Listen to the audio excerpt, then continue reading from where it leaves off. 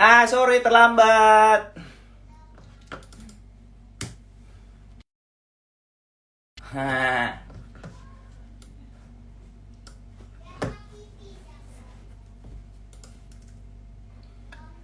Selamat sore, maaf terlambat. Gue sedang menunggu. Oke nih, kayaknya udah sudah hadir sepertinya bintang tamu kita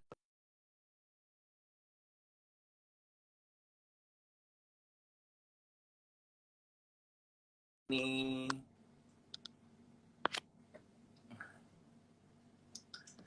Semoga lancar koneksinya nih, kayaknya udah terhubung. Baik pemirsa, saya sudah terhubung dengan halo Mbak Asma. Halo Ernest, Apa kabar? baik, baik, baik. Terakhir kali kita ketemu di airport ya. Random Iya, banget.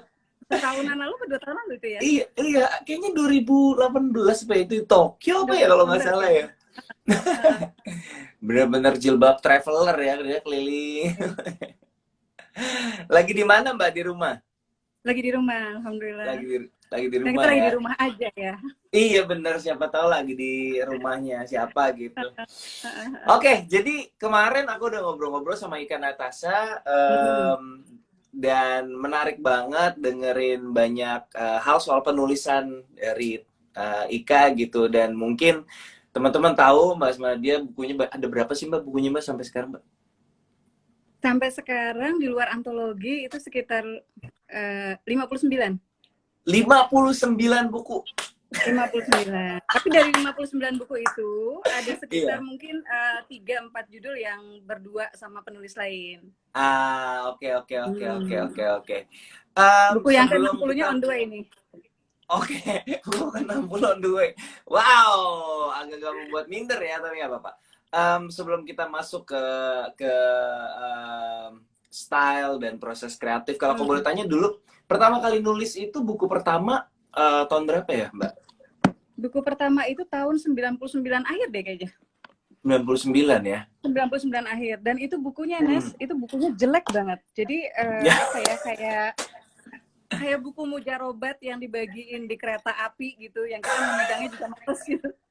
Jadi covernya tuh lusuh, covernya tipis ya, covernya tipis, terus Ah, udah gitu apa ya, kertas dalam itu kertas koran yang jelek banget gitu kualitasnya I gitu. Jadi sampai see. aku, tapi dari situ aku jadi peduli dengan sosok buku sih gitu. Kalau awalnya cuma nulis aja Ah, gitu ya, jadi peduli dengan sosok buku. Bahwa ternyata kita sendiri lebih, sebetulnya kan buku pertama harusnya girang banget gitu ya, waktu itu iya, kita iya, awali iya. sama Helvitiana Rosa, kakakku gitu. Tapi Iya, iya, ternyata iya. karena kondisinya kayak gitu, nah setelah itu lebih lebih aktif, lebih kepo kalau Oke, misalnya nyiapin buku gitu, oke, lebih sering nanya-nanya ke penerbit, boleh nggak ngelihat oke, sinopsisnya gitu kan. Lama-lama oke. setelah makin pede gitu ya, udah mulai alhamdulillah ada bestseller gitu, mulai berani boleh nggak sinopsisnya dari Asma langsung gitu kan. Gitu. Buku keberapa yang bestseller, Mbak? Sebetulnya buku pertama juga alhamdulillah bestseller, Nas, gitu. Jadi alhamdulillah semua buku tuh dicetak ulang. Ini rezekinya ibu-ibu Ini yang bukan nggak sombong, masak memang ya. fakta ya, mau gimana ya? Apa maksudnya, Iya, iya, oke. kalau bestseller ukurannya cetak ulang gitu ya, alhamdulillah Iya, cetak iya, iya, iya. ulang gitu. Iya, iya, iya. Oke. Oke, jadi boleh cerita Tapi nggak dulu berani proses? ngelunjaknya mungkin sekitar buku ketiga kali ya, udah mulai ngelunjak boleh nggak nawarin sinopsis sendiri gitu. I see. Jadi Hmm. dua buku pertama itu sinopsisnya datang dari penerbit gitu. Jadi Mbak Asma Datang dari terima sinopsis. penerbit. Oke, oke, Pas oke. mulai buku Oke. ketiga, keempat, mulai merasa, oh kita sebagai penulis kan kita yang paham cerita, dan mungkin daya tarik Oke. cerita itu yang bisa kita tampilkan gitu ya ke pembaca. Oke. Kemudian misalnya ada tagline nggak sih di depan yang pengen kita taruh gitu, atau I misalnya cuplikan see. kalimat yang puitisnya yang mana yang kita pengen taruh di Oke. depan gitu. Oke, oke, oke. Karena sama sih Mbak, penulis skenario juga gitu. Kadang-kadang kan kita Hmm. udah dapat job tuh dalam berupa produsernya udah punya sinopsis gitu. Kayak, nih Hmm. tulisin dong gitu. Ada juga yang gitu, dia juga bikin ide cerita sendiri. Em, Ketika awalnya berhasil, ini buat teman-teman, karena kan gini Mbak, aku tuh salah satu hal yang menurutku jadi kendala buat penulis pemula adalah kan sebenarnya networking ya Mbak ya. Maksudnya kita bisa punya bakat tapi nggak serta-merta kita bisa kenal sama penerbit gitu, dan ngirim ke penerbit itu berapa besar sih kemungkinannya kita main kirim naskah udah gitu sama penerbit langsung direspon gitu. Nah, ceritain dong Mbak, ketika di awal itu gimana prosesnya bisa hook gitu, bisa sampai diterima untuk masuk ke kerjasama dengan penerbit gitu. Jadi mungkin kalau kitanya pertama link itu bisa dibangun sih gitu. Jadi kayak misalnya Hmm. saya tahu beberapa teman penulis yang sengaja kalau misalnya punya karya itu dia nganterin sendiri. Jadi kalau dia mau ngirim ke majalah, ngirim ke koran itu dia anterin sendiri gitu. Dia bilang Tahun kalau 90-an ya itu ya. pertama nganterin gitu kan, masih ditolak, kedua gitu ya nanya, Iya. ketiga nanya, masa sih kalau udah ke-15 masih ditolak juga dia bilang gitu. Jadi bangun-bangun Itu itu menurut minimal Mas Mak, sekali. teknik seperti itu sampai saat ini masih dilakukan nggak sih sama orang, Mbak? Atau itu zaman Mungkin non mungkin digital? mungkin mungkin jarang ya gitu, tapi sebetulnya nggak dosa juga gitu, nggak salah juga gitu kan. Karena minimal Iya, iya. sekali editor kita itu atau redaksi itu adalah editor pertama. Jadi kalau dia bilang misalnya karya kita ini Oh, belum bisa dimuat nih, minimal kita dapat masukan gitu. Kenapa belum oke. bisa dimuat gitu? Apa yang bisa kita perbaiki gitu. Jadi jangan langsung ketika tulisan kita ditolak kemudian kita menyerah gitu. Karena ada kemungkinan sebetulnya kita Hmm, perbaiki sisi apanya, apakah judulnya kah yang kurang menarik gitu. Kemudian buat hmm, teman-teman yang hmm. mengirimkan karya ke penerbit, itu bisa juga mastiin satu deh, judul. Judul itu gerbang pertama yang Nah, membuat orang itu gitu kan. itu yang kemarin aku taruh di Film juga caption gitu kan. kan? Maksudnya salah satu yang menurutku paling ketika dari pertama awal-awal aku nge sama tentunya aku tahu karya-karya Mbak Asma dari film dulu kan. Maksudnya diadaptasi dari novel Asma Nadia. Oh iya, oke. Kemudian datang lagi, ya Asma Nadia lagi banyak banget ya novelnya difilmin. Dan setiap kali ada novel Mbak Asma yang difilmin, menurutku ada sesuatu tentang judul ini yang menurutku kok apa nih jurusnya apa ya kan menurutku nggak gampang banget mah untuk bikin judul gini. Judul itu kan harus sesuatu yang pertama-tama harus sesuatu yang unik, nggak bisa terlalu generik. Artinya misal Iya. generik itu maksudnya aku cinta kamu gitu kan jadi nggak unik tuh kan. Tapi di saat yang bersamaan dia harus unik, tapi juga harus relate gitu. Jadi uniknya harus dapat, relate-nya juga harus dapat sama keseharian orang dan keresahan orang. Nah menurutku kayak ini aku baca list judul bukunya Mbak Smadia gitu ya. Assalamualaikum Beijing lah, terus kemarin surga yang tadi rindukan, terus apa yang baru nanti yang ke-60 apa yang udah diiklanin di Instagram itu? Istri gua Istri. Oh, iya yang dari sinetron ya? dari sinetron. Oh, bukan yang kemarin aku Yang baca dua sih. sehidup sesurga itu Oh, apa? sehidup sesurga denganmu. Itu yang kelima Sehidup sembilan. sesurga denganmu gitu ya. Ah. Nah, itu menurutku judulnya tuh kok bisa gimana ya catchy banget gitu ada teknik khusus gak sih mencari judul maksudnya gimana tuh proses menemukan kayaknya aku ngeliatnya kayak Mbak Sma udah punya kalau sekarang udah kayak punya jurus gitu buat ngejudulin nah gimana tuh prosesnya Sebetulnya bisa nggak juga menemukan sih Nas gitu. Bahkan enggak juga to be ya honest, aku tuh termasuk yang ngerasa nggak bisa nyari judul gitu. Jadi oh jadi lama berarti ya kadang-kadang tuh gitu. Nah, cuma kan beberapa hal. Jadi misalnya kayak waktu Asma sempat jadi CEO penerbitan gitu ya. Aku suka nanya akan ke penulis misalnya kalau ngirimin karya gitu. Kasih dong alternatif judul. Jadi hal yang bisa kita lakukan ya selain tadi kan bahwa judul tuh harus harus eye catching gitu kan. Dia harus menarik. Kemudian judul itu harus menggambarkan tapi nggak boleh membocorkan cerita gitu. iya iya Buat iya list yang iya iya sebanyak-banyaknya. Jadi kita bisa misalnya gini nih, teman-teman yang pengen punya karya yang diterbitkan gitu ya, jangan cukup dengan satu judul gitu. Kenapa kita nggak buat list 10, 15, 20 judul gitu. Barangkali dari situ ada yang kemudian oh lebih baik dari judul yang pertama gitu. Jadi nggak cuma puas gitu. Dan oke satu hal yang aku satu perubahan yang Asma lakukan dengan terkait menulis buku itu setelah punya karya yang difilmkan adalah gimana caranya judul buku gue itu nggak cuma bagus di buku tapi cukup megah I gitu loh ketika di layar see lebar itu sih gitu yang menurut aduh Asma saya belakangan banget kayaknya aku harus mikirin yang judul yang nggak cuma menarik di buku gitu tapi ketika di layar lebar dia asik. Apa tuh Mbak? Misalnya apa judul yang kira-kira buat buku enak tapi buat film kurang begitu cocok apa misalnya kalau dari buku yang apa Apa ini ya misalnya kayak ketika penulis kayak jatuh misalnya gini cinta gitu. Asma ada buku judulnya Derai Sunyi. Derai Sunyi. Derai Sunyi itu novel pemenang Majelis Sastra Asia Tenggara itu tahun 2005. Menurutku Oke. judul Oh itu iya nih, tidak Derai menarik di Sunyi. layar lebar. Tapi sekarang kan aku terbitin ulang nih. Aku Iya. ganti judulnya Nas. Jadi buku-buku yang lama yang aku publish ulang itu aku ganti Oh, judulnya. Sekarang aku I ganti judulnya dengan see. ini kita lewat dulu ya. Bidadari Berbisik. Oh iya yang kemarin aku lihat judulnya di Instagram juga. Menurutku Bidadari Berbisik lebih menarik dibandingkan Derai Sunyi gitu loh untuk sebagai judul ya. Iya nggak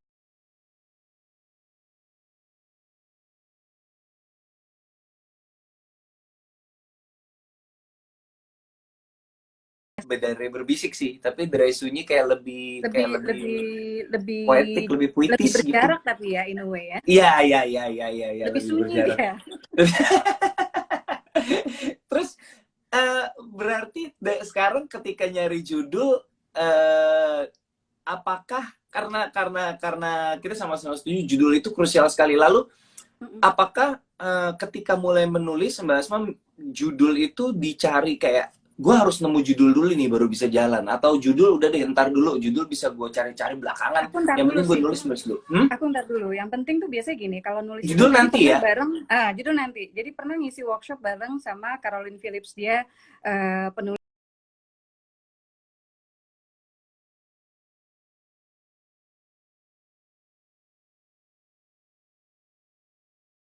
gitu kan. Nah, Oke. termasuk juga sambil jalan itu kita sambil jalan sambil nulis kadang-kadang ada perubahan-perubahan apa yang kita lakukan. Kadang-kadang cerita kita pengennya A, ternyata jatuhnya B gitu. Kayak di Surga yang Tak Dirindukan, aku sebetulnya pengennya Surga yang Tak Dirindukan itu apa ya, jadi semacam renungan buat para perempuan yang memutuskan jadi kedua gitu. Iya, Nah, iya, tapi iya. ternyata di novelnya sosok yang keduanya itu sosok Merosnya itu lebih kuat gitu dibandingkan bahkan sosok yang pertama gitu. Jadi kadang-kadang kan gitu gitu. Nah, sambil jalan, nah itu termasuk Mas. Jadi Surga yang Tak Dirindukan itu judul aslinya itu dia kan edisi republish. Judul awalnya Oh, itu Istana Kedua. Istana Kedua. Istana Kedua. Dia novel pemenang Islamic Book Fair tahun 2008. Pas diterbitkan ulang, aku ganti judulnya di Surga yang Tak Dirindukan. Oke, kalau diterbitin ulang diganti judul gitu, fans sama the fans of the original title protes nggak sih Mbak? Kalau misalnya kita dari sinopsis, biasanya kan udah tokoh-tokohnya namanya kita nggak ubah ya, gitu. Uh, Tokoh-tokoh nggak ubah dan segala macam. Biasanya enggak sih. Kalau kumpulan cerpen enggak ya? enggak. Kalau Oke. kalau itu biasanya enggak. Karena biasanya di pengantar juga kita kasih tahu sih, gitu. Oke, jadi Bahwa ini ketika adalah novel. di media sosial Mbak Asma menjelaskan bahwa buku ini adalah buku yang republish dari judul Iya. ini gitu. Oke, Nah, jadi kadang-kadang juga gini, Nas, republishnya itu lama banget gitu loh, Nas, waktunya. Kayak Bidadari Berbisik kan oh tahun 2005, yang sekarang juga apa ya, bukunya udah nggak ada di pasaran gitu. Jadi ya rentang pembacanya juga saya iya pikir iya, pembaca yang baru nih sekarang gitu. I see, iya iya iya, oke oke oke, menarik menarik. Terus gimana nyari nyari judulnya Mbak? Artinya Mbak Asma kan bisa cukup tenang untuk udah judul gue nanti gue cari deh terus bikin cerita dulu. Enggak, Apakah Nas, sih itu judul proses pencarian judul itu dapat di tengah-tengah bikin apa kayak udah selesai baru dapat apa gimana tuh? kayak gini, kayak Sehidup Sesurga itu awalnya aku pengen judulnya tuh kayak something like Let Me Write the Endings gitu loh. Itu kan about Oke. second chance kan gitu. Aku Iya, pengen iya, itu. Tapi kemudian aku tidak menemukan padanan bahasa Indonesia yang asik gitu loh untuk itu gitu.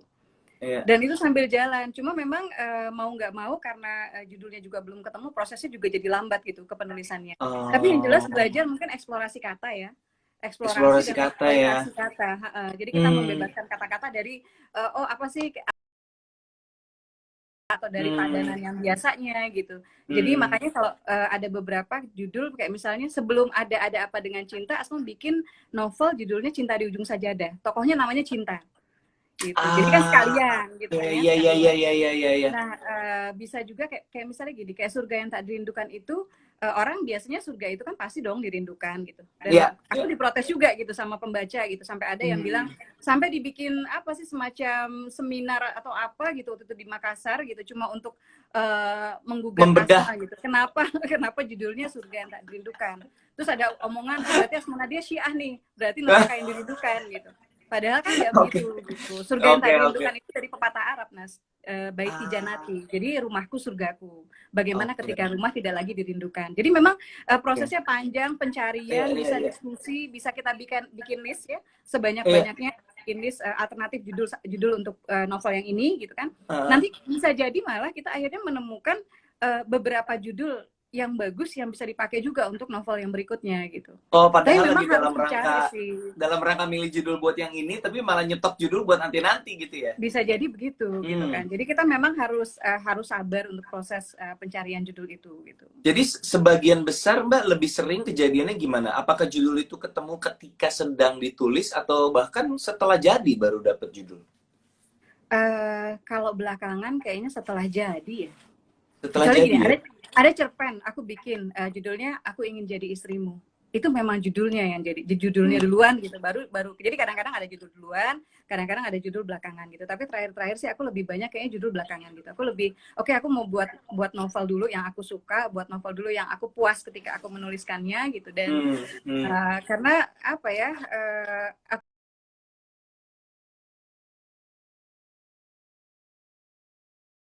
Ya, ya, tingkat ya, secara ya. hasil gitu. Bukannya ini nanti Ya, ketemu ya, buku ya, jadi iya gitu, buku jadi iya ya, gitu. Tapi kan prosesnya yang berdarah-darah itu yang kita, ya, aduh kok jelek banget nih penulisnya, bodoh ya. banget sih, kita maki-maki diri sendiri gitu kan. Itu juga bagian yang kalau buat aku pembelajarannya di situ gitu, di proses itu Oke. gitu. Dan itu proses yang panjang ya Mbak. Maksudnya orang kadang-kadang kalau lihat udah berhasil tuh suka nggak ngeh gitu bahwa di balik itu ada proses berdarah-darah yang kayak apa gitu capeknya gitu ya. Iya, dan bisa juga kita diskusi ya, atau memanfaatkan misalnya semacam komunitas kepenulisan. Kayak Asma sama suami, itu kita Iya. bikin komunitas bisa menulis di Facebook. Dan itu anggotanya lebih dari 800.000 orang. Aku rasa mungkin salah satu grup terbesar ya. Nah, di sana tuh biasanya mereka latihan. Jadi latihan, lihat mereka publish, mereka posting karya, kemudian lihat apakah judulnya menarik atau enggak, kemudian openingnya Oke. menarik apa enggak, karena itu bisa jadi semacam test case kan, kira-kira banyak nggak sih Iya, orang iya, yang iya, iya. lirik nih karya kita gitu, dan itu Oke. padahal ada ribuan karya yang terus diupload Oke. gitu setiap bulannya gitu. Oke, jadi kalau teman-teman ada yang pengen gabung komunitasnya tadi search apa Mbak di Facebook Mbak? Komunitas Komunitas bisa menulis di komunitas bisa Facebook. menulis ya. Nah, Oke. Oke. dan komunitas ini, sorry Nes, komunitas ini Hmm, penting banget karena penulis itu kan pekerjaan yang nggak ada ini ya, nggak ada bosnya, kecuali kita kerja di media ya, nggak ada bosnya, nggak ada hmm. yang akan nyuruh kita untuk setiap bulan ngelarin berapa cerpen atau setiap tahun berapa novel yang harus kita selesaikan, itu I kan nggak ada gitu. Jadi see. kalau Benar, menurut benar, aku benar, seorang benar. penulis itu dia baiknya mengikatkan diri, kecuali dia sudah punya self disiplin yang bagus, dia mengikatkan diri ke komunitas gitu supaya Iya, iya, iya, iya, ini iya. ya ada iklim kompetitif gitu loh. Ngelihat kita santai-santai, kita slow gitu, toto Iya, yang ini iya, iya. kayaknya Ada tiap hari ada cerpen baru nih. ada motivasi gitu ya Mbak ya, Ada karena kita motivasi daripada gitu. kita iya, iya, iya. Jadi Baik ada itu iklim baik kompetitif. sifatnya rivalitas maupun sebenarnya motivasi dari support dari teman-teman yang lain gitu loh. Ya, selain misalnya kita jadi belajar mengapresiasi karya. Misalnya ini ada teman kita kok komennya ribuan ya, kok kita komennya cuma dapat komen 3 aja susah gitu. Ini kok bisa ribuan gitu. Nah, itu kan juga bisa gitu ya. Bagaimana kita memulai cerita, memulai Nah, karya gitu. Jadi memang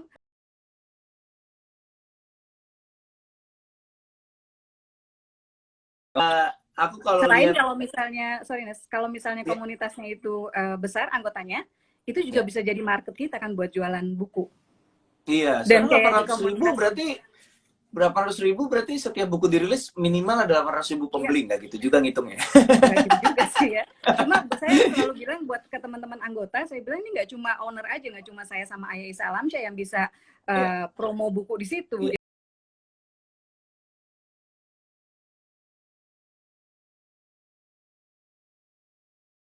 Pengen aku tanyain sama Mbak Asma Nadia soal judul ya teman-teman ya. Nah, ini kan bukunya udah banyak banget, yang bestseller juga banyak.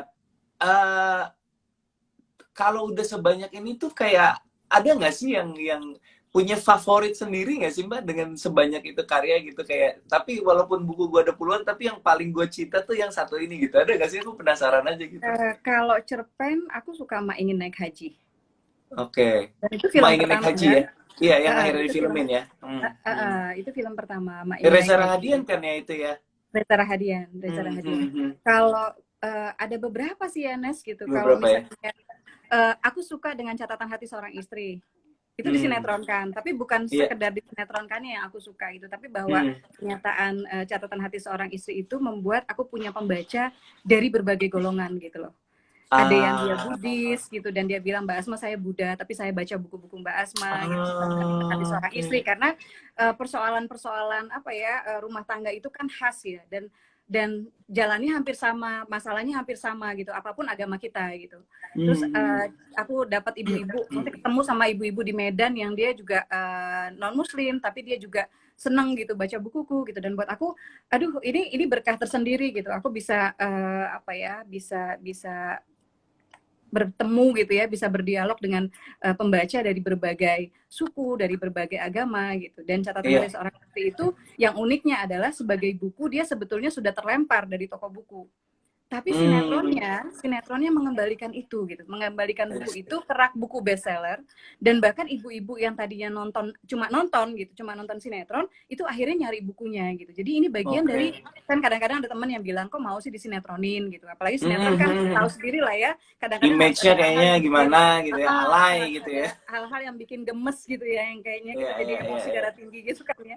Nah tapi di sisi lain itu juga edukasi, ruang edukasi yang besar sebetulnya. Dan kalau kita mau mengiklankan buku gitu di TV itu kan susah banget Nes gitu, Iya, iya, iya. susah dan Iyalah ya. mahal kan gitu, Betul, itu betul, gitu. betul. Jadi catatan hati seorang istri, apalagi ya, surga yang tak dirindukan aku suka. Yang sekarang ini aku suka banget Bidadari Berbisik sebetulnya, dan itu dari pengalaman Oke. nyata. Jadi buat teman-teman, tadi kita udah ngomong ideas juga sebetulnya ya, Iya, pengalaman nyata bisa jadi ide gitu. Kemudian iya. itu headline koran Nes, headline Hmm. koran pembantu rumah Hmm. tangga Oh iya, iya, di iya, iya, aku baca. Surabaya. Iya, aku baca Pembantu Mbak rumah tangga Mbak di Asma di Surabaya Instagram yang dia cerita. Hmm. Terusin, yang terusin, nggak dia apa-apa buat yang belum tahu. jadi Bidadari Berbisik itu dapat idenya dari headline koran yang bercerita tentang pembunuhan pembantu rumah tangga di Surabaya.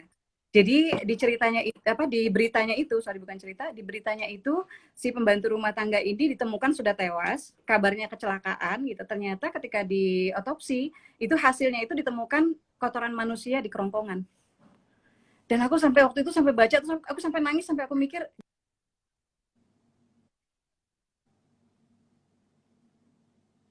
ini gitu. Karena aku termasuk juga mungkin banyak orang di Indonesia yang kita dapat bantuan gitu loh dari asisten rumah tangga gitu.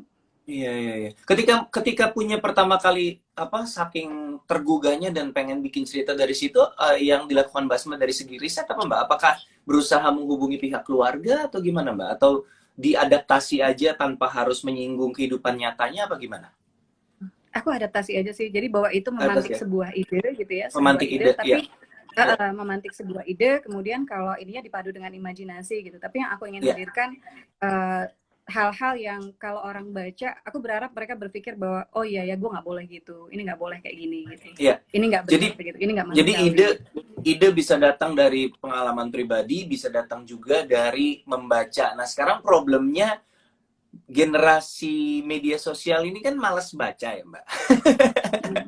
Termasuk saya pribadi dengan adanya media sosial ini Sebetulnya rajin baca sih, baca status. baca status sama baca baca ini baca komen-komen orang yang berantem. Jadi aku pribadi juga ngerasa untuk mempertahankan kebiasaan membaca itu memang memang tidak apa ya tidak gampang gitu karena kita terbiasa mengkonsumsi konten kecil-kecil sekarang harus harus harus membaca buku itu rasanya cukup berat gitu. Nah, gimana Mbak Asma mempertahankan habit membaca tuh atau buat ada tips nggak buat teman-teman yang aduh baca buku tuh kok gue males banget gitu ya? Ada tips nggak Mbak? Kebanyakan mungkin gini, dulu aku berpikir baca buku itu harus selesai. Satu buku selesai gitu. Sementara sekarang mungkin yang aku lakukan minimal paling nggak satu hari harus ada satu bagian buku yang aku baca. Buku-buku yang Hmm. recommended ya, buku-buku yang recommended gitu. Jadi itu cara mencicil gitu. Jadi nggak apa-apa baca Hmm. sampai halaman ini dulu gitu ya, nggak harus selesai nanti baca lagi gitu. Cuma yang kemudian Asma rasa bahwa kegiatan menulis itu ngebantu adalah bahwa ketika gue menulis mau nggak mau gue nyari referensi, mau nggak mau gue harus baca gitu. Jadi akhirnya tetap bergandengan gitu loh antara menulis dan membaca ini gitu. Dan ini lagi Oke. mendisiplinkan lagi sih, lagi mendisiplinkan lagi untuk pokoknya di dekat tempat tidur harus ada buku gitu ya. Pokoknya di meja makan harus ada buku gitu. Dan sebetulnya di rumah memang kalau suami sendiri sampai kamar mandi itu ditaruh buku, Nes.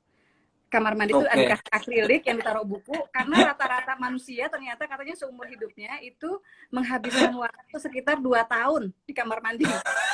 Dan gara-gara itu anak-anak kita yang usianya masih SD itu baca Iya. buku tentang veteran perang uh, Amerika gitu loh, yang Eh, pokoknya apalah gitu, cerita yang menurut kita oke. nggak mungkin menarik buat anak seusia gitu, tapi karena dia Oke. terus ketika di kamar mandi dia ambil, dia baca gitu.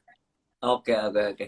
Jadi itu kebiasaan membacanya mungkin caranya salah satunya gitu ya, kayak kayak ngemil ya Mbak, kayak snacking gitu ya. Nggak usah Ya, kayak paksa diri untuk snacking. terlalu banyak, yang penting baca sedikit-sedikit gitu.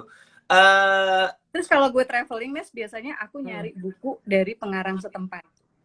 Nggak selalu mudah, karena oke. nggak selalu kan misalnya kita Fiksi, dapat fiksi. Buku fiksi. fiksi. Aku nyari biasanya novel kalau nggak kumpulan cerpen gitu. Nah, biasanya dari misalnya Ah, tanya penulisnya yang ini siapa ya yang di sini gitu.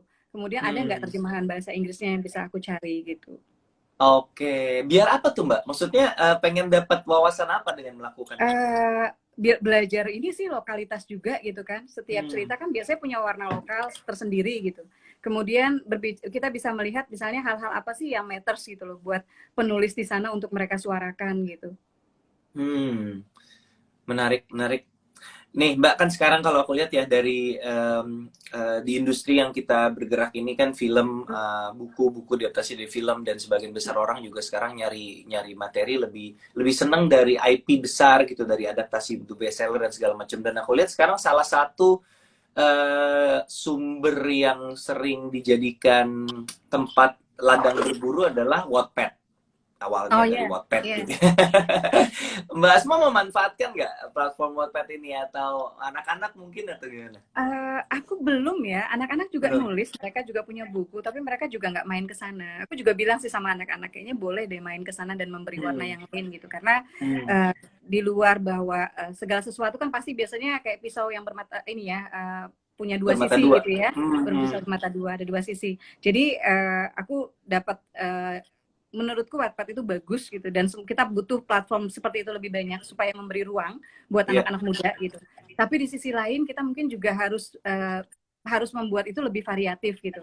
Karena kemarin-kemarin banyak nih ibu-ibu guru yang curhat nih gitu. Mbak Asma di sana tuh Kenapa? banyak banget yang pornonya banyak banget gitu Iya, loh. iya, Jadi iya, iya, pornonya tuh iya, dari iya. mulai Iya. sampai katanya ada warnet yang itu khusus punya folder untuk menyediakan video atau misalnya gambar untuk ilustrasi tulisan mereka gitu. Dan itu kadang-kadang yang nulis tuh misalnya anak SD gitu, tapi jauh banget gitu loh materi iklan bukunya gitu. Nah ini mungkin Iya. tantangannya.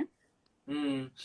Iya ya, saya juga pertama, jujur aku pertama kali tahu di Wattpad ada konten pornografinya cukup kaget sih. Maksudnya kan pikir Wattpad ini kan ya untuk orang-orang yang baru belajar nulis, ternyata nulisnya nulis apa aja ya, termasuk nulis sampai yang ke arah sana juga ada gitu.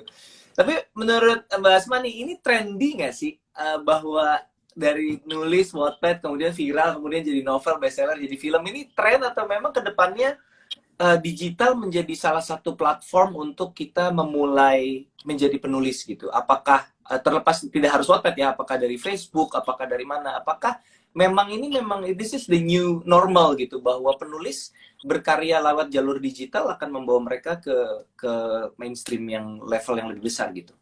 Aku lebih prefer yang kedua gitu loh, bahwa ini bukan bukan lagi sekedar tren gitu dengan kondisi Hmm, sekarang. hmm, hmm.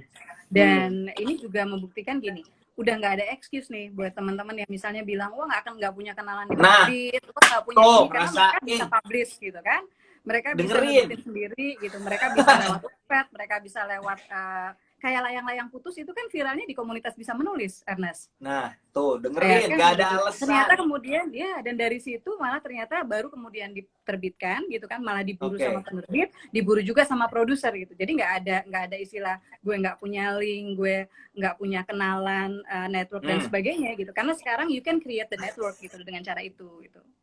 Dengerin tuh kata Mbak Asma, nggak ada alasan ya kalau emang dasar males, males aja. Nggak ada alasan kalau punya ide sekarang udah banyak platform, ada banyak cara. Oke? Iya. Nah, tapi Mbak, negatifnya ini kemarin aku juga sempat bahas sama Ika salah satu hal dan aku juga sempat sering dapat feedback kayak gini. Salah satu hal yang bikin orang takut untuk memulai adalah komentar netizen. Tentunya kita tahu seperti apa ya. Gimana tuh Mbak Asma ngasih advice buat teman-teman yang tadi kan kita mengencourage nih, manfaatkanlah platform digital karena ini bisa bisa jadi tempat lo berkarya. Nah, tapi kan di digital ini banyak orang dengan berbagai ragam komentar. Gimana cara menyiapkan mentalnya atau gimana tipsnya, Mbak? Aku dulu tuh impulsif banget. Jadi kalau misalnya dan terkenal sebagai orang yang biasa ngechat dengan apa ya dengan teks yang panjang gitu. Jadi japri panjang gitu ya, atau ngebales apa tuh panjang gitu kan. Tapi pas sudah pas udah 40-an, nggak 40-an sih, udah 35-an ke atas gitu, aku melihat ini dari sisi yang lain gitu loh. Jadi artinya gini, tapi dari awal sebetulnya gini, dari awal aku pribadi tidak terlalu terganggu dengan kritikan gitu loh. Lebih karena aku sendiri merasa aku penulis bodoh gitu loh, Nas. Aku merasa aku nggak punya wawasan sastra seperti kakakku gitu. Aku belajar nulisnya otodidak, satu-satunya workshop yang aku ikuti itu Majelis Sastra Asia Tenggara gitu. Jadi buat aku ketika orang mengatakan sesuatu yang buruk terhadap tulisanku, yang pertama pasti aku apa iya begitu gitu. Jadi aku lihat dulu gitu, kemudian aku cermati gitu. Jadi karena terutama setelah kita punya cukup banyak buku gitu, menemukan orang-orang yang memuji kita tuh gampang gitu. Tapi menemukan orang-orang yang mau mengkritisi kita, yang mau memberikan input, mau memberikan atau misalnya ngebodoh-bodohin karya kita, itu mungkin malah nggak gampang gitu loh. Dan aku appreciate itu gitu loh. Jadi buat aku itu bagian dari kita untuk salah satu yang bisa kita nikmati gitu. Jadi aku gini, ya, aku terima dulu gitu ya. Aku terima dulu, habis itu aku pilih. Oh ini make sense sih, jadi ini emang benar sih gitu. Karena kan segini, sebetulnya setiap penulis kalau dia mau jujur dia tahu kan kelebihan dan kekurangan dia gitu. Di luar yang orang lain cuma misalnya bilang kelebihannya aja, dia tahu kekurangan dia. Dia tahu bahwa karya ini ketika dia baca lagi harusnya diginiin sih. Harusnya kalau kita tambah ini mungkin lebih kuat. Harusnya kalau begini lebih bagus gitu. Jadi aku nggak terlalu gimana dan nggak terlalu ini juga. Jadi buat aku bagian dari aku terima dulu, abis itu aku pilah gitu ya. Yang make sense jadi input buat aku. Mudah-mudahan aku bisa menulis lebih baik gitu. Yang misalnya enggak gue, oh ya udah gitu. Aku nggak mau. Dan gini sih sebetulnya bukan cuma untuk buku sih, tapi untuk apapun gitu. Aku nggak mau sakit hati gitu. Jadi hal-hal nggak penting, orang-orang nggak penting, itu nggak boleh membuat aku sakit hati gitu. Karena menurutku kita harus bahagia gitu untuk bisa berkarya gitu. Jadi ya kalau misalnya orang mengkritik, ya ketika bentuknya dialog, kita kan bisa ngelihat ya Nes ya. Oh ini memang kayaknya memang pengen berdialog gitu. Kita ini. Tapi kalau ternyata setelah itu kalau jadi kayaknya menghujat atau jadi gimana dan jadi toksik gitu. Oh ya udah mungkin di mute aja gitu. Mute itu kan nggak dosa gitu ya. Di blok aja nggak apa-apa gitu ya. It's okay. Iya. I mean, your happiness matters most gitu loh. Jadi mendingan kita bahagia, karena ketika kita bahagia, kita bisa nulis, kita bisa melakukan banyak hal gitu loh. Jadi ya kita ambil yang baiknya gitu. Karena ya tadi gitu. Aku sekarang punya bukan dari tahun 2005 aku punya teman yang memang selain keluarga sendiri yang jadi kritikus, ini temanku itu selalu jadi komentator pertama untuk karya-karyaku, dan dia bukan orang yang biasa muji gitu. Dia justru orang yang biasa, kok begini banget sih nih Asma Nadia udah diundang di Iowa, nggak pantas banget nulis kayak gini, pokoknya nyebelin banget gitu ya. Tapi aku tetap berhubungan dengan dia karena dari dia aku dapat masukan-masukan yang menurutku karyaku lebih baik gitu loh. Dan suamiku sendiri itu orang yang kalau mengkritik, dulu Salsa, anakku yang pertama, itu bikin buku pertama dia. Dan waktu saya minta ayahnya baca, dia tuh nggak mau gitu. Dia bilang, kenapa? Enggak, soalnya ayah katanya kalau udah baca, ayah cuma dia nggak ngomong nyakitin ya. Dia waktu itu cuma ngomong, aku kalau ayah ngomong abis baca karyaku, aku merasa tubuhku makin kecil. Kayaknya kita pengen terjun gitu, lompat dari jendela gitu kalau udah ayah komen gitu, karena ayah juga sadis gitu. Nah mungkin karena gue terbiasa disadisi disadisin ya. Jadi akhirnya kalau yang lain nggak apa-apa, ayah lebih sadis. tapi memang tapi memang kata kunci tadi memilah itu menarik sih Mbak. Maksudnya gini, aku juga ngerasa memang kalau kita tahan-tahanin ya, maksudnya kita hadapi itu banyak poin-poin yang bermanfaat memang. Cuman tantangannya adalah gimana sih cara melewati, karena kan ini ada, aku ngeliatnya kritik tuh kayak ini esensinya, kayak in a way tuh kayak ada sebuah esensi yang baik, tapi kulitnya tuh seringkali menyakitkan gitu. Gitu.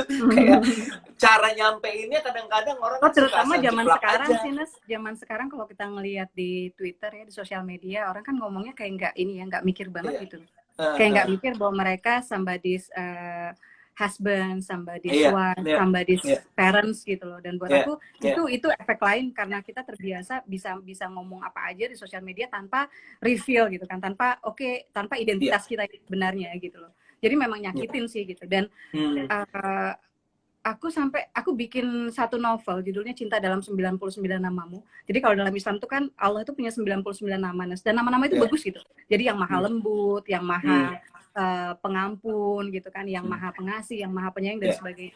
Aku nulis itu cuma pengen mengembalikan semangat Asmaul Husna itu gitu ya. Itu ke ranah netizen gitu kalau bisa gitu.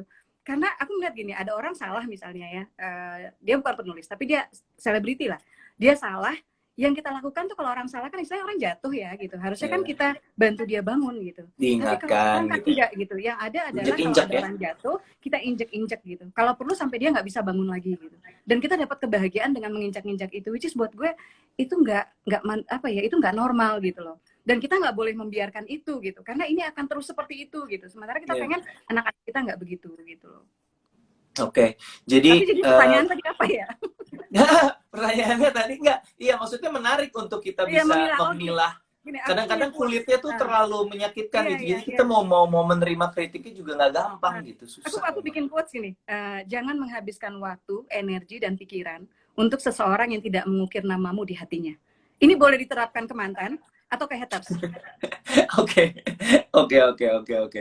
Tapi gimana cara memilahnya, mana orang yang punya eh, niat baik, mana yang emang jahat aja gitu? Menurut Mbak Asma gimana cara milahnya Gini, salah satu? kalau dia Hah? dari keluarga, biasanya kan keluarga emang suka begitu gitu kan, Oke, emang ya, gitu, dari keluarga jauh atau dekat kemungkinan ada kepedulian di situ gitu. Tapi kalau misalnya kalau udah maki-maki sampai sederetan maki-makian, itu sih nggak usah dilayanin sih, itu udah pasti ya, nggak ada ini. Tapi kalau dia menunjukkan misalnya alasan bahwa ini sebetulnya tokoh ini kan settingnya ini gitu, ya, settingnya ya, ya, misalnya mana gitu, tapi kok ya. namanya Jawa Barat sih gitu, padahal settingnya Oke. Padang. Aku hampir melakukan Jadi kayak gitu gitu. ada Jadi substansi yang jelas gitu ya, Mbak ya? ada hal yang jelas dari cara penyampaiannya juga gitu. Oke, Cara penyampaiannya kan oke. membuat kita tahu kita harus perhatiin ini apa enggak sih gitu. Ini Iya, sepadan nggak dengan waktu yang kita ini kan, iya. kita dapat sesuatu apa enggak gitu loh. Tapi Oke, kalau misalnya cuma deretan maki-makian nggak jelas dan sebagainya, oh itu nggak usah diiniin. Itu udah mute oke. aja atau block aja. Jadi buat teman-teman yang mau berkarya di media sosial, jangan takut, gunakan platform ini dengan baik. Kalau ada orang yang mengkritik, lihat aja apakah ada substansinya. Kalau memang ada substansinya, jangan terburu-buru untuk alergi, karena bisa jadi ada hal yang bisa kita pelajarin di situ. Tapi tadi terlebih lagi pelajarannya kalau bisa punya apa ya, kayak punya support system gitu ya Mbak ya, kayak Mbak Asma punya suami yang Mm-mm. mengingatkan atau ngasih kritik, teman-teman juga mungkin punya teman terdekat atau saudara yang bisa memberikan masukan, yang kita tahu mereka nggak punya niat jahat, hanya pengen ngasih kritik berdasarkan karyanya aja, kira-kira gitu ya Mbak ya. Iya, karena hal lain juga yang bikin kita ini, Nas, kalau menurut aku musuh kemapanan dalam arti ketika seseorang merasa puas, ketika dia merasa dia udah hebat, dia udah oh gue udah level gue udah lain nih dan sebagainya gitu.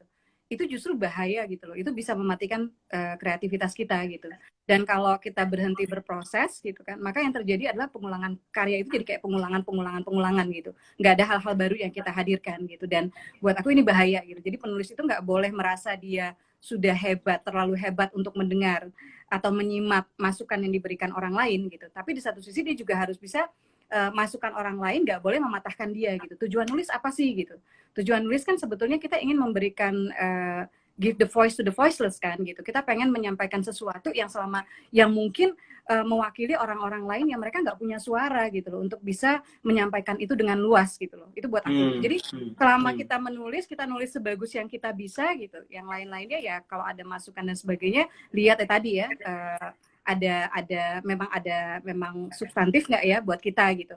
Tapi yang lain-lainnya tetap berkarya, nggak usah hiraukan yang lain-lain, yang penting tujuan kita jelas gitu. Dan kalau buat aku menulis itu, buatku menulis adalah berjuang gitu. Jadi kalau di Emak Ingin Naik Haji yang ingin aku sampaikan, aku sedih dengan kenyataan bahwa ada di satu sisi ada orang yang bisa naik, ada muslim yang bisa naik haji berkali-kali gitu ya, atau dia tiap tahun umroh gitu, seperti dia piknik aja ke Cibodas gitu. Kalau dulu zaman Cibodas tuh anak SD zaman kapan tuh ya, masih piknik ke Cibodas. Tapi di sisi lain itu ada kakek-kakek, nenek-nenek. Aku ketemu kakek-kakek usia 79 tahun waktu itu, pas aku haji, dan mereka tuh bahkan udah jual rumah, udah jual tanah, masih tertipu pula gitu. Jadi menurut aku itu gitu. Dan karena buat aku menulis adalah berjuang, dan berjuang itu bukan sesuatu, perjuangan itu kan nggak mengenal kata berhenti gitu. Jadi lo mau ngomong apa, gue tetap berjuang gitu loh. Ya kalau ngomongnya ada yang bisa gue simak, kalau enggak ya begitulah. Apakah spirit itu Mbak yang bikin, apa sih yang membuat Mbak Asma bisa tetap punya mindset, jangan cepat puas, jangan, karena gila di posisi Mbak Asma aku ngebayangin dengan jam terbang dan prestasi dan begitu banyak bestseller dan kayak udah nggak ada yang dikejar gitu, kayak gimana caranya bisa menjaga mindset untuk tetap kalau aku pegang omongannya Steve Jobs gitu kan, stay hungry, stay foolish gitu. Tapi di posisiku mungkin lebih gampang menerapkan itu. Di posisi Mbak Enggak Asma dengan juga semua ya. Di posisi pencapaiannya, Ernest enggak juga ya. this is not about me untungnya, yes. Di posisi Mbak Asma, gimana cara memotivasi atau cara menjaga supaya bisa punya mindset itu loh? Itu nggak gampang, soalnya menurutku mindset untuk tetap bahwa kita tuh masih tetap perlu banyak belajar, bahwa kita tuh perlu masih banyak hal yang belum kita raih, itu gimana Mbak? Kalau kita pengen nggak cepet patah, kalau kita pengen lebih bersyukur, kita harus selalu ngeliat ke bawah. Termasuk misalnya, ini kita di komunitas bisa menulis lagi bikin lomba, aku nggak tahu hadiahnya pulsa 100.000 atau apa gitu, atau cash gitu ya, berapa gitu, untuk nulis tentang aku dan corona. Dan pas kita sharing ke anak-anak gitu ya, paling nggak oke sekarang kita di rumah aja, kita memang bosen, kadang-kadang pengen keluar ya, kadang-kadang pengen ini pengen itu gitu, tapi kemudian bertemu dengan orang-orang yang bercerita betapa penghasilan suaminya itu cuma 400.000, tapi selama ini 400.000 itu cukup untuk menafkahi satu keluarga dengan 3 anak. Dan tiba-tiba sekarang dengan corona gitu, suaminya tuh kehilangan pekerjaan gitu, di PHK gitu. Itu tiba-tiba suamiku tuh dengan mata yang berkaca-kaca gitu, kita harus lebih banyak bersyukur ya gitu. Begitupun penulis gitu, ketika misalnya kita merasa kok gue nggak ini sih, kok gue karya gue nggak diterbitin juga gitu, atau kok karya gue udah diterbitin tapi nggak ada yang bestseller gitu ya, lihat ke bawah gitu, lihat ke teman-teman yang masih berjuang. Di antara mereka, karena aku dari Forum Lingkar Pena itu organisasi kepenulisan juga yang aku sama kakak bikin dulu gitu, supaya kita bisa masing-masing bisa jadi tutor buat yang lain gitu, meskipun kita mungkin juga belum punya buku yang diterbitkan gitu. Dan anggotanya tuh ada buruh migran, jadi buruh migran di Hong Kong, ada buruh dari pabrik roti, ada ini segala macam, yang mereka tuh bahkan untuk nulis aja nyari, mereka nggak punya kebebasan waktu gitu loh Nas. Itu para buruh migran itu yang di Hong Kong, mereka cerita mereka tuh nulis itu harus sembunyi-sembunyi, di sampai di kamar, kadang-kadang lampunya dimatiin, cuma pakai senter doang. Kadang-kadang majikannya masih ngeliat, akhirnya mereka harus sembunyi di kamar mandi untuk nulis gitu. Jadi kalau dengan itu rasanya, aku pas dengar cerita itu rasanya aku punya banyak banget kemewahan, dan aku merasa aku nggak cukup bersyukur gitu loh, nggak cukup, masih banyak males-malesannya gitu loh untuk nulis gitu. Jadi kalau kita pengen bersyukur, lihat ke bawah. Kalau kita pengen sombong, lihat dulu ke atas gitu. Oke, mungkin kita punya buku sekian puluh, mungkin sekian yang misalnya sudah difilmkan dan lain-lain. Tapi kan lu belum J.K. Rowling gitu loh ya. Lu belum ini gitu. Terus lu siapa gitu loh ya. Jadi buat aku masih jauh banget gitu loh pencapaiannya gitu. Masih tingkat ya, kalau baru tingkat provinsi gitu ya, apalagi kelurahan gitu ya. Nasional kayaknya masih, kita lihat ke atas tuh masih banyak gitu loh. Di atas langit ada langit, Nas. Iya, di atas langitnya lagi ada Hotman Paris kata orang sih. Oke, teman-teman kalau ada yang mau nanya silakan ya. Nah, kemarin kita buka tanya jawab. Kalau ada yang mau ditanyain ke Mbak Asma, atau biasanya lebih akrab dipanggil Bunda Asma ya? Kalau di Kalau gue sih lebih prefer sosmed ya. Kak sih atau Mbak, biar nggak bunda gitu ya. Tapi sekarang harus bunda, Sadar Mbak, anaknya ya. udah gede-gede itu ya, coba. Ya, tapi Tetap. pernikahannya diundur loh, Nes. Oh, gara-gara ini. Oke. Tapi mungkin akad Oke. nikahnya tetap Malimahan. Tanggal berapa Mbak akad nikahnya? Kayaknya Juni deh. Kita masih lagi mikirin lagi tanggalnya. Oke. Mudah-mudahan sudah Baik. over semua. Semoga lancar. Ini ada yang nanya nih Mbak dari badminope.rises. Mbak Asma ada keterlibatan nggak untuk milih aktor atau aktrisnya di sinetron atau film? Gimana Mbak?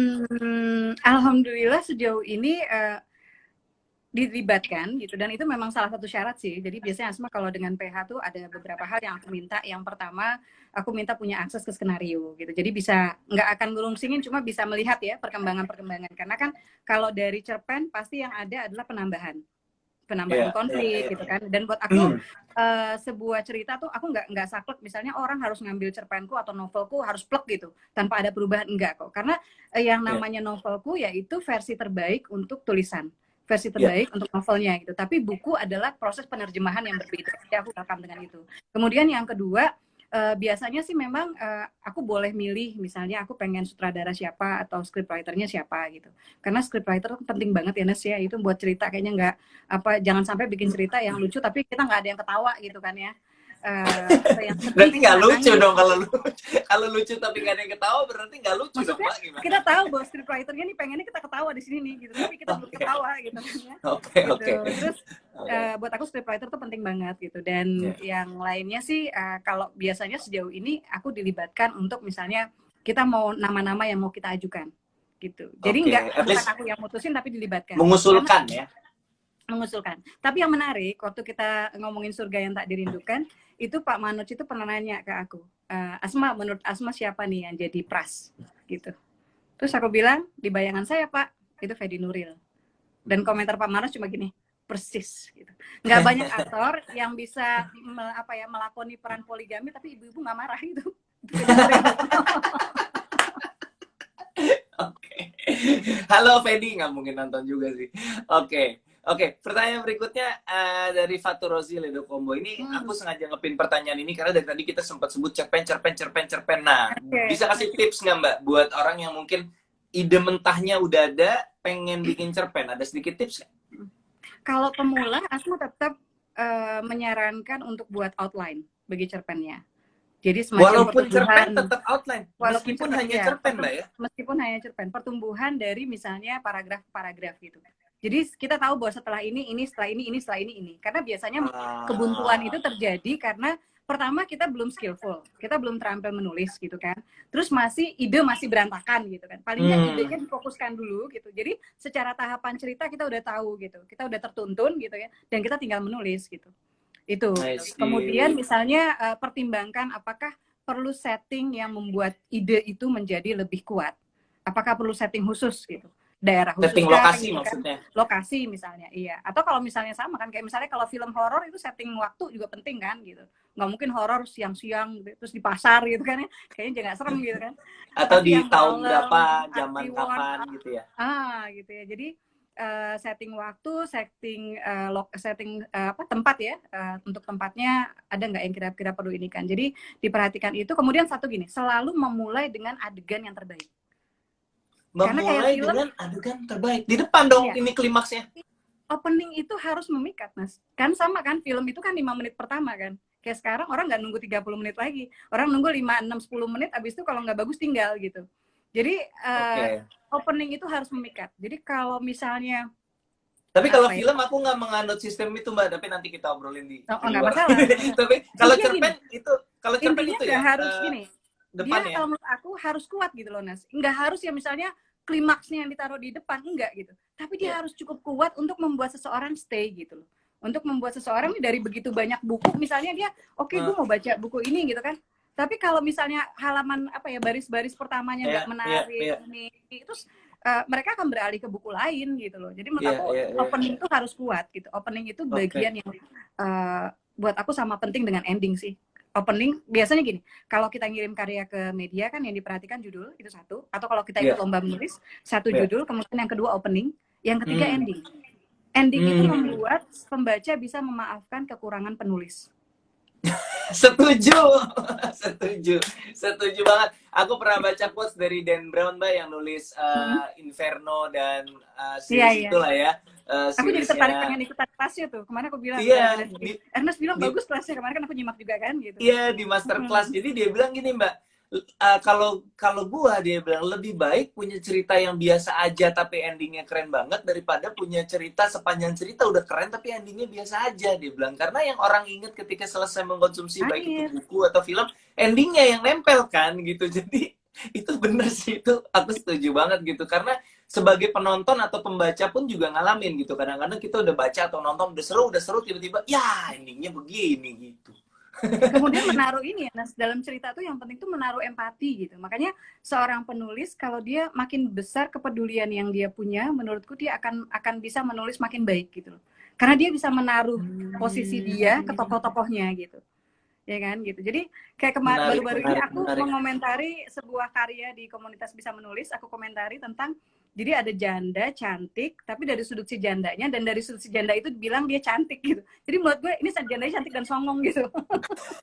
padahal Orang sebel yang ada ya. kalau misalnya mau dibikin songong nggak apa-apa, tapi itu nggak pengen dibikin songong gitu, makanya itu jadi nggak tepat gitu kan ya. I Jadi kalau see, kita I bisa punya see. empati, kita bisa punya empati lebih banyak, kita bisa lebih apa ya, membuat cerita kita itu lebih berenergi. Dan aku yakin film-film kamu juga kamu buat dengan itu gitu, dengan empati itu gitu. Sehingga empati itu menurut aku yang meninggalkan rasa sih. Cerita boleh sederhana, cerita mungkin boleh yang tidak gimana gitu ya. Tapi dari something gitu loh. At the end yang membuat lo mikir, yang membuat lo merenung, yang membuat lo oh iya ya gitu. Bisa dilatih nggak Mbak itu Mbak, menurut Mbak Asma? Harusnya bisa sih, harusnya bisa.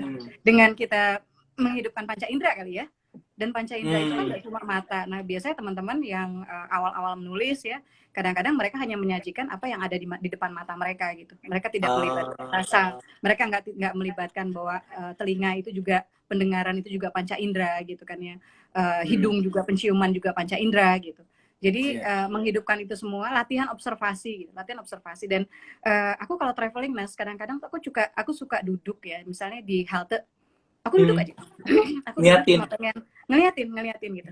Atau menikmati obrolan orang kalau di kereta gitu ya, di kereta gitu. Nah aku pernah duduk waktu itu, aku di Praha, aku duduk di satu jalan yang jalan cukup besar gitu. Nah di bahu jalan yang sebelah sana, Nes, yang seberang gue, itu ada ibu-ibu dua. Yang satu nenek-nenek renta banget gitu ya, yang satunya tuh gagah. Jadi besar dia, tinggi gitu, tegap gitu. Dan mereka tuh berpelukan lama banget gitu. Sampai aku lagi mikir ini sebetulnya apa ya yang terjadi gitu. Apa mereka udah lama terpisah, imajinasi deh pasti ya. Udah lama terpisah, kemudian nggak bertemu, atau mereka pernah ada masalah, atau mereka baru saja berbagi kedukaan, atau apa gitu. Dan ketika mereka mau nyebrang ke sana, gue hampir yakin bahwa ibu-ibu yang tegap itu akan nuntun nenek-nenek yang renta gitu. Yang terjadi nggak begitu.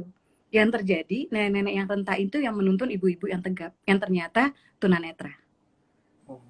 Dan itu hal yang gue bilang, ya Allah gitu ya, itu pelajaran syukur, pelajaran prejudice juga kita kan ya, oh pasti manusia selalunya gitu ya. Hal-hal yang sederhana sih, dan aku nggak tahu bagaimana itu memperkaya kepenulisan, tapi aku rasa itu melatih rasa sih gitu. Iya, menarik. Oke. Oke, pertanyaan terakhir nih.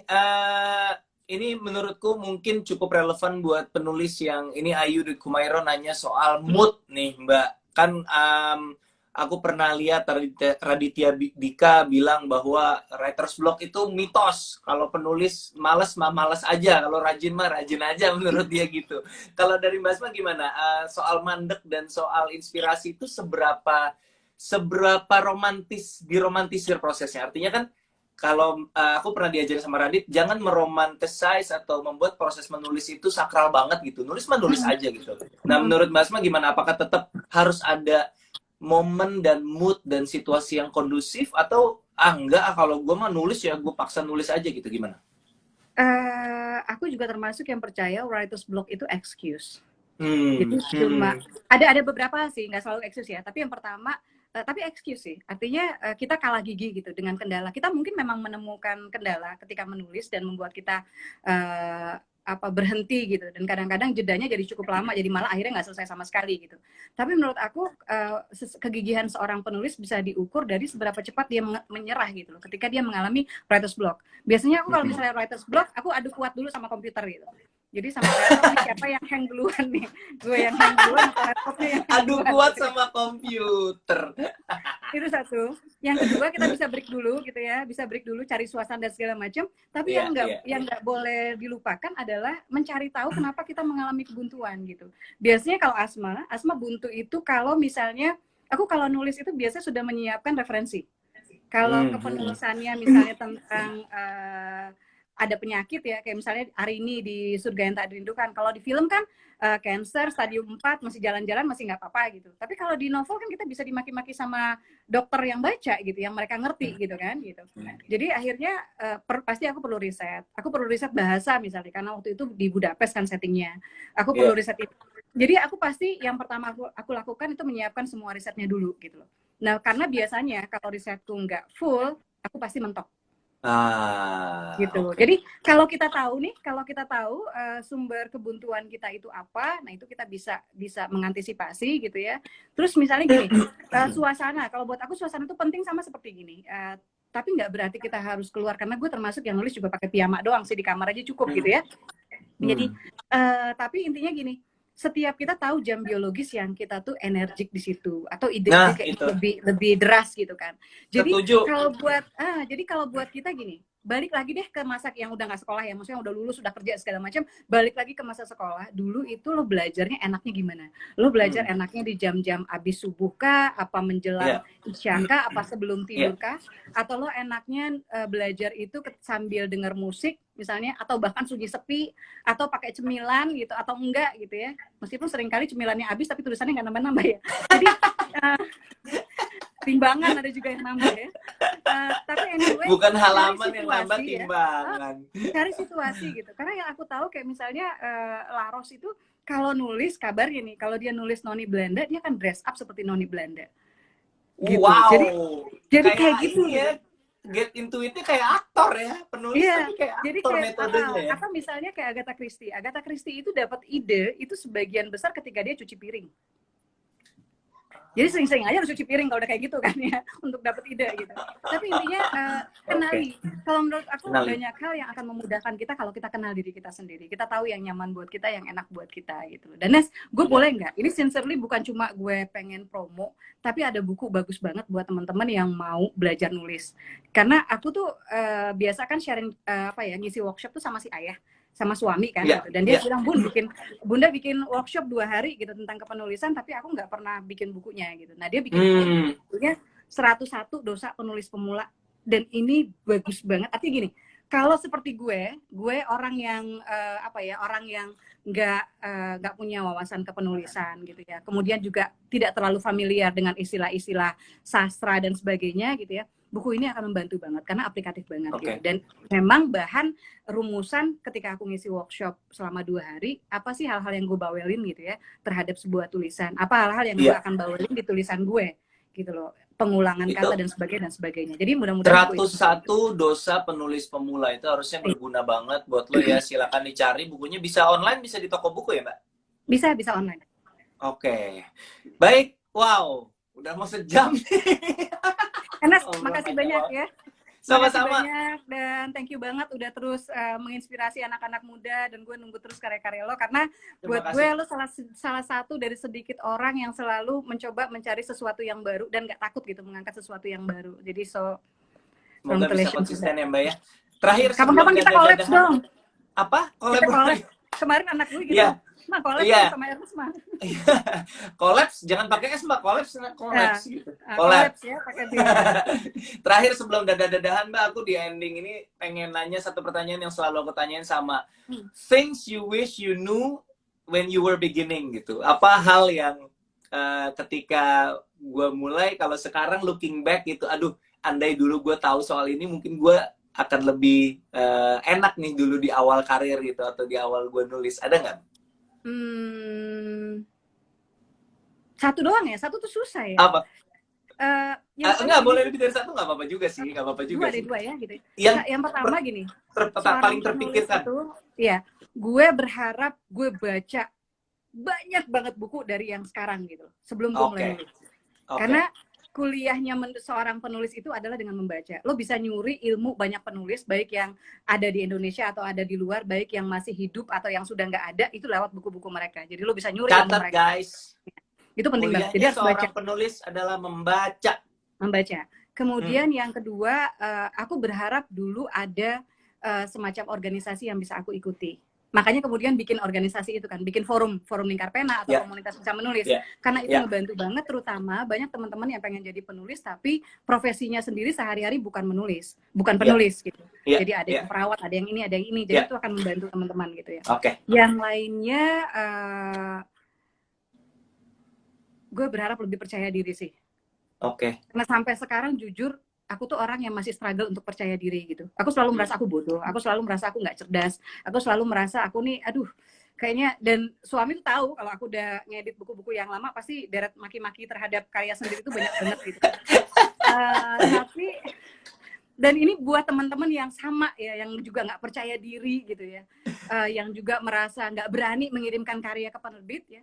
satu hal, ketakutan tidak menghasilkan apapun, tetapi keberanian sering memberikan kejutan. Jadi berani aja, kalau lo nggak ngirim karya lo ke penerbit, sampai kapanpun, istilahnya Ika mungkin sampai botak sariawan ya, itu nggak akan ada gitu, buku lo nggak akan pernah terbit. Tapi kalau misalnya lo kirim ke penerbit ya, ada kemungkinan diterima, ada kemungkinan ditolak, tapi ada kemungkinan diterima, ada kemungkinan ditolak, tapi ada kemungkinan diterima. Gitu. Jadi beraniin aja. Rasa nggak percaya diri itu harusnya dialihkan dengan semangat belajar sih. Jadi semangat belajar, semangat membaca lebih banyak, kemudian membuat lo down to earth gitu ya, mau ngedenger gitu ya. Tapi di luar itu rasa nggak percaya diri atau ketakutan atau apapun nggak boleh membuat lo berhenti berkarya atau nggak boleh mengambil keberanian lo untuk berbagi. Oke, ketakutan tidak akan menghasilkan apapun, tapi keberanian bisa menghasilkan keajaiban. Weh, sila. Udah kayak mata Najwa nih, tutupnya pakai kalimat-kalimat. Mas Asma, terima kasih banyak waktunya ya. Sama-sama Mas ya.